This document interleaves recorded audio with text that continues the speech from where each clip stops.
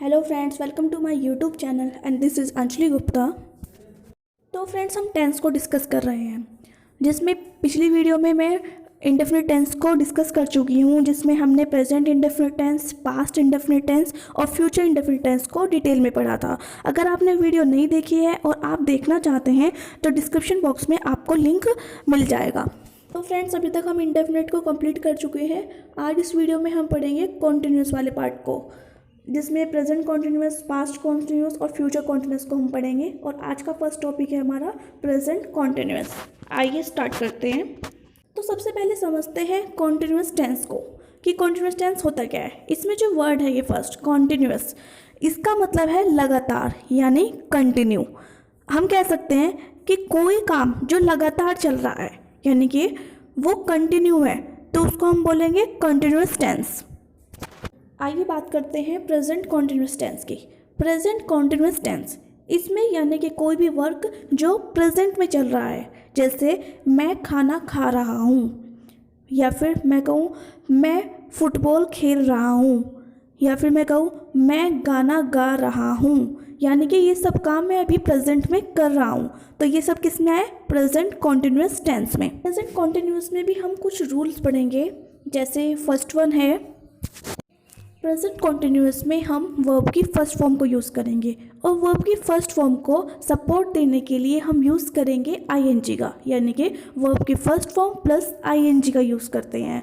साथ में सेकंड हमारे पास जो रूल है वो है, हम यहाँ पे इज़, आर, एम का यूज़ करते हैं। एम के लिए हमें ज़्यादा सोचने की ज़रूरत नहीं है। जैसे एम हम यूज़ करेंगे फर्स्ट पर्सन, यानी कि आई के लिए हमेशा आई के साथ एम आएगा जब हमारे पास प्रेजेंट कॉन्टिन्यूस टेंस होता है। आर के लिए हमें ज़्यादा सोचने की ज़रूरत नहीं है। जैसे आप सभी को पता है आर का मतलब एक से ज़्यादा चीज़, तो वो किसके लिए होगा? जैसे you are, they are, these are, those are, तो इन सब के लिए आर को यूज़ कर रहे हैं। थर्ड वन आता है इज़। इज़ का हम यूज़ कर रहे हैं सिंगुलर के लिए, यानी कि ही, शी, इट, या फिर किसी का नेम हुआ तो उसके लिए हम इज़ का यूज़ कर रहे हैं। जैसे he is going to school, he is cooking the food. तो ये सब आ जाएंगे प्रेजेंट कॉन्टिन्यूस टेंस के कुछ रूल्स।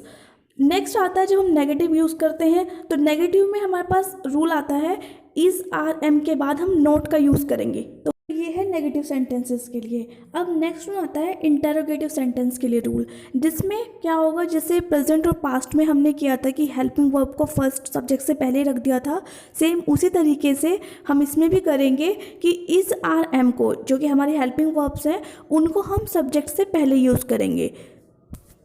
जैसे हम एग्जाम्पल लेते हैं, हम कहें क्या तुम खाना खा रहे हो, तो इसका क्या बनेगा? Are you eating food. तो ये हमारे प्रेजेंट कॉन्टिन्यूस टेंस के कुछ रूल्स हैं। आइए एग्जाम्पल देखते हैं तो अच्छे से समझ में आएगा। जैसे हम कहें कि राहुल सो रहा है, इसी का नेगेटिव भी ले लेते हैं कि राहुल नहीं सो रहा है, और एक इंटरोगेटिव भी ले लेते हैं कि क्या राहुल सो रहा है। तो आइए अब देखते हैं कि हमें इसको कैसे फ्रेम करना है। जैसे राहुल सो रहा है, तो इसकी क्या बनेगी कि राहुल इज़ स्लीपिंग। राहुल यहाँ पे सब्जेक्ट हो गया, सोना यानी कि जो वर्ब है वो स्लीप होगी, स्लीप यानी कि वर्ब की फर्स्ट फॉर्म, और इसके साथ हम आईएनजी यूज़ करेंगे तो बन गया स्लीपिंग। राहुल इज़ स्लीपिंग, और इज़ क्योंकि राहुल हमारे पास थर्ड पर्सन और सिंगुलर फॉर्म है, तो इसका मतलब हम इसको कह रहे हैं राहुल इज़ स्लीपिंग।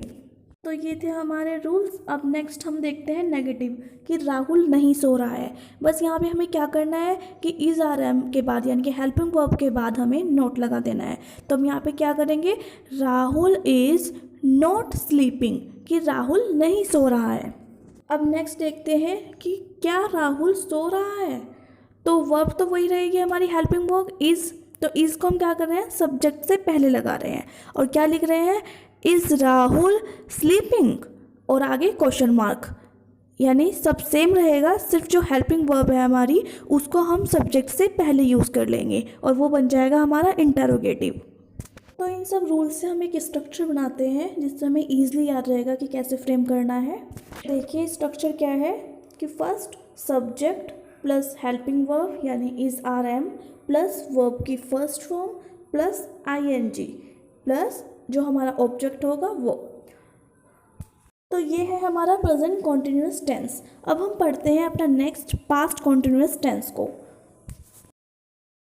तो फ्रेंड्स, अभी तक हम बात कर रहे थे कि कर रहा हूँ, लेकिन अब हम बात करेंगे रहा था की। यानी कि जो अब हम काम कर रहे हैं, काम तो हम कंटिन्यू कर रहे हैं, लेकिन वो प्रेजेंट में नहीं, वो पास्ट में कर रहे हैं। मतलब जैसे किसी की कॉल आती है, वो कहते हैं कि तुमने मेरी कॉल क्यों नहीं उठाई, हम नहीं उठा पाए, तो हम क्या कहेंगे कि मैं उस टाइम पर खाना खा रहा था, यानी कि पास्ट में कर रहा था वो काम, तो वो आएगा पास्ट कॉन्टिन्यूअस टेंस की कैटेगरी में।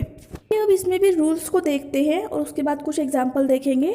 रूल्स में फर्स्ट रूल वही होगा कि वर्ब की फर्स्ट फॉर्म के साथ आईएनजी का यूज़ करेंगे। हम यहाँ पर भी ऐसे ही करेंगे जैसे प्रेजेंट कॉन्टिन्यूअस में किया था, ऐसे ही पास्ट में करेंगे कि वर्ब की फर्स्ट फॉर्म के साथ आईएनजी लगा रहे हैं।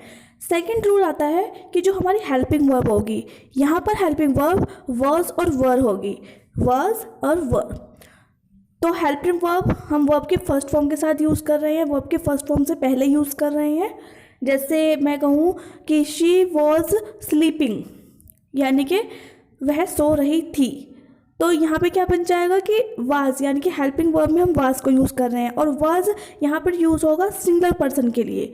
मतलब जब हमारे पास पर्सन सिंगुलर हो, और यहाँ पे हम वर यूज़ करेंगे जब हमारे पास पर्सन एक से अधिक हो। जैसे दे were going, they were sleeping, या फिर दीज वर स्लीपिंग, तो वहाँ पे हम यूज़ करेंगे वर को। नेक्स्ट रूल आता है हमारे पास नेगेटिव सेंटेंसेस के लिए। नेगेटिव सेंटेंसेस में हम क्या करेंगे, जो हमारे पास हेल्पिंग वर्ब है वर्ड्स और वर, इसके बाद नोट को यूज़ करेंगे। जैसे हम फर्स्ट में इज़ एम आर के बाद नोट को यूज़ कर रहे थे, ऐसे ही यहाँ पे हम वॉज वर के बाद नोट को यूज़ करेंगे। ये सिंपली है नेगेटिव सेंटेंसेस। जैसे मैं कहूँ ही वॉज नॉट प्लेइंग, तो यहाँ पे क्या हो रहा है कि हम नोट का यूज़ कर रहे हैं हेल्पिंग वर्ब के बाद। अब बात करते हैं इंटरोगेटिव सेंटेंसेस की, जो नेक्स्ट रूल है हमारे पास। इंटरोगेटिव सेंटेंसेस में भी वही होगा कि हम वाज और वर सब्जेक्ट से पहले यूज़ करेंगे। मतलब हेल्पिंग वर्ब को सब्जेक्ट से पहले यूज़ करेंगे और लास्ट में हम क्वेश्चन मार्क लगाएंगे। यानी कि जैसे हमें बोलना हो कि क्या वह सो रहा था, तो हम क्या बोलेंगे, वाज ही स्लीपिंग, यानी कि यहाँ पे हम जो हेल्पिंग वर्ब है उसको सब्जेक्ट से पहले ले रहे हैं। तो ये हुआ इंटरोगेटिव। तो अब देखते हैं हम स्ट्रक्चर को, फिर एक एग्जांपल लेकर फ्रेम करके देखेंगे। तो स्ट्रक्चर क्या बना हमारा कॉन्टिन्यूअस टेंस का, पास्ट कॉन्टिन्यूअस टेंस का, कि subject plus was were plus verb की first form plus ING plus object. तो ये हमारा स्ट्रक्चर हुआ। आइए अब एक एग्जाम्पल को देखते हैं। जैसे मैं कहूँ कि वह फुटबॉल खेल रहा था, इसी का नेगेटिव भी लेते हैं कि वह फुटबॉल नहीं खेल रहा था, और एक इंटरोगेटिव भी लेते हैं कि क्या वह फुटबॉल खेल रहा था। तो आइए अब इसकी इंग्लिश बनाते हैं अपने स्ट्रक्चर के अकॉर्डिंग।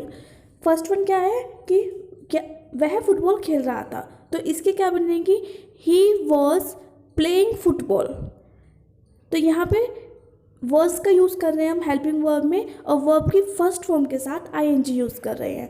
तो क्या हो गया कि he was playing football. Next देखते हैं नेगेटिव में। नेगेटिव में हमें सिंपल है कि हेल्पिंग वर्ब के बाद नॉट यूज़ करना है। जैसे इसने कहा कि वह फुटबॉल नहीं खेल रहा था, तो हम क्या कहेंगे, he was not playing football. यहाँ पे हम नोट का यूज़ कर रहे हैं हेल्पिंग वर्ब के बाद।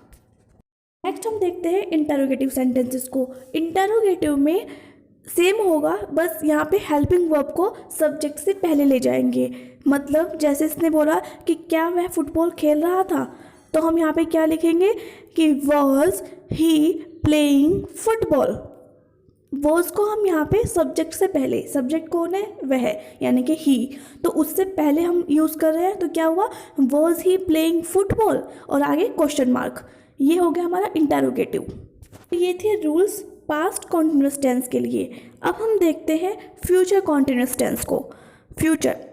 फ्यूचर यानी कि जब कोई काम हम कर रहे होंगे, मतलब फ्यूचर में कर रहे होंगे, हम उसकी बात कर रहे हैं।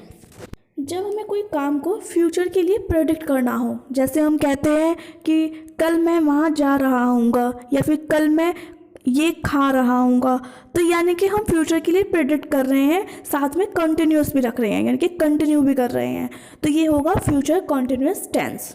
फ्यूचर कॉन्टिन्यूस टेंस में भी हम रूल्स को ही पढ़ेंगे, उसमें भी सेम रूल होंगे, बस हेल्पिंग वर्ब चेंज हो जाएगी। जैसे फर्स्ट वन हमारे पास रूल है कि वर्ब के फर्स्ट फॉर्म के साथ हम ing यूज़ करेंगे, जैसे अभी तक हम हर कॉन्टिन्यूस टेंस में करते आए हैं। सेकेंड वन आता है कि हम यहाँ पर हेल्पिंग वर्ब में विल और शैल, जैसे हमने सिंपल फ्यूचर टेंस में देखा था कि हम यहाँ पर विल और शैल का यूज़ करते हैं, कॉन्टिन्यूस टेंस में विल भी और शैल भी का यूज़ करेंगे। मतलब यहाँ पर जो हमारी हेल्पिंग वर्ब होगी वो होगी बी, मतलब विल और शैल के साथ बी का यूज़ करेंगे। और जब हम थर्ड रूल देखते हैं तो इसमें देखते हैं कि जब हम नेगेटिव सेंटेंसेस बनाते हैं तो विल नॉट बी और शैल नॉट बी का यूज़ करते हैं, मतलब विल और बी के बीच में हम नॉट का यूज़ करते हैं। ये बन जाएगा हमारे पास फ्यूचर कॉन्टिन्यूस टेंस का नेगेटिव सेंटेंसेस। तो हम देखते हैं नेक्स्ट रूल इंटरोगेटिव सेंटेंसेस के लिए। इसमें क्या होगा कि जो विल है, जैसे सिंपल फ्यूचर में विल सब्जेक्ट से पहले आया था, यहाँ भी वैसा ही रहेगा, लेकिन जो ये बी हम यूज़ कर रहे थे हेल्पिंग वर्ब को, ये हमारे पास सब्जेक्ट के बाद में लगेगी, यानी कि विल फिर सब्जेक्ट फिर बी। तो ये रहा इंटरोगेटिव सेंटेंसेस। आइए चलिए कुछ एग्जाम्पल देखते हैं। जैसे मैं कहूँ कि मैं खाना खा रही होंगी, नेगेटिव ले लेते हैं कि मैं खाना नहीं खा रही होंगी, और इंटरोगेटिव ले लेते हैं कि क्या मैं खाना खा रही होंगी। अब आइए इनकी इंग्लिश को देखते हैं। पहला क्या है कि मैं खाना खा रही होंगी, तो इसका बन जाएगा I will be eating food. यहाँ पे हम क्या कर रहे हैं, हेल्पिंग वर्ब बी का यूज़ कर रहे हैं विल के बाद, यानी कि will be. I will be eating तो सेम रहेगा कॉन्टिन्यूस टेंस में, और ing लग जाएगा, मतलब वर्ब की फर्स्ट फॉर्म के साथ ing लगा रहे हैं हम, तो ये बन गया eating. I will be eating food का मतलब ऑब्जेक्ट, यानी कि जो मैं करूँगी, तो वो आ गया object food. I will be eating food. Interrogative को देखते हैं कि क्या मैं खाना खा रही होंगी, तो इसका क्या बन जाएगा, will I be eating food. मतलब यहाँ पे हमने सब्जेक्ट से पहले विल लगाया है और सब्जेक्ट के बाद में हेल्पिंग वर्ब यानी कि बी का यूज़ किया है, और बाकी तो सेम रहेगा कि ईटिंग फूड, यानी कि वर्ब की first form plus ing plus object. तो क्या बन गया, will I be eating food, और लास्ट में क्वेश्चन मार्क। तो ये थे हमारे पास रूल्स के according sentences, positive, negative and interrogative. अब हम इसका स्ट्रक्चर भी देख लेते हैं। जैसे subject plus will be plus verb की first form plus ing plus object. यहाँ पे जब नोट होगा तो विल बी के बीच में नोट आ जाएगा, और इंटरोगेटिव होगा तो विल सब्जेक्ट से पहले और बी सब्जेक्ट के बाद आ जाएगा। तो ये हो गया फ्यूचर कॉन्टिन्यूस टेंस।